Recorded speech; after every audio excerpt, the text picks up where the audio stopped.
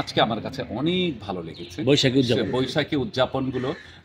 সবাইকে অশেষ অশেষ ধন্যবাদ। যেমন এখানে আছে শানু, তারপরে সানি, মুক্তি, কমল, তারপরে রুবেল অ্যান্ড অমিত ভাই ছিল, অমিত তারা আমরা আইসে যারা পাইছি এবং দেখলাম সব শিল্পীরা আসছে এবং প্লিজ যে সবগুলোর মধ্যে বাপ্পা আসছে, সবাই আসছে, বাপ্পা আসছে, বাপ্পি আসছে, সবাই আসছে। কিন্তু এইখানের মধ্যে একটা জিনিস লক্ষণীয় ব্যাপার যে এখানে শিল্পীদের মধ্যে কোনো ভেদাভেদ পাইলাম না, সবাই এক হয়ে গেছে এবং একই প্লেটে খাচ্ছে, একইভাবে খাচ্ছে, সবার মধ্যে যেন আনন্দের জোয়ার বয়ে যাচ্ছে। এখানে কোনো ভেদাভেদ পাইলাম না।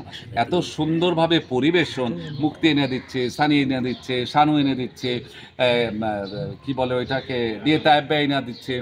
এখানে কে কমিটির সংগঠনের কমিটির লোক আর কে কমিটির লোক না, এটা যেন কোনো প্রকাশ পাচ্ছে না। সবার মধ্যে আনন্দে উল্লাস। আজকে খাবারটাও খুব ভালো হয়েছে। আরেকটি কথা, যে কথাগুলো না বললেন, ও যে কথা বলল পরিপ্রেক্ষিতে যে শিল্পীগুলোর কথা বলেছি, এই শিল্পীগুলোকে যদি বাদ দিই তাহলে ইন্ডাস্ট্রিকে বাদ দিতে হবে। এই শিল্পীগুলো ছিল বলেই আজকে ইন্ডাস্ট্রিতে এই যে তোমরা আসছো, আমাদের দেখতে পাচ্ছ, আমাদের ইন্টারভিউ নিতে পারছো, এই শিল্পীগুলোর কারণে। এই শিল্পীগুলো তৈরি করে গেছে, যুগ যুগ যুগ যুগ ধরে থাকবে, যুগ যুগ ধরে তাদের নাম উচ্চারণ করতে হবে।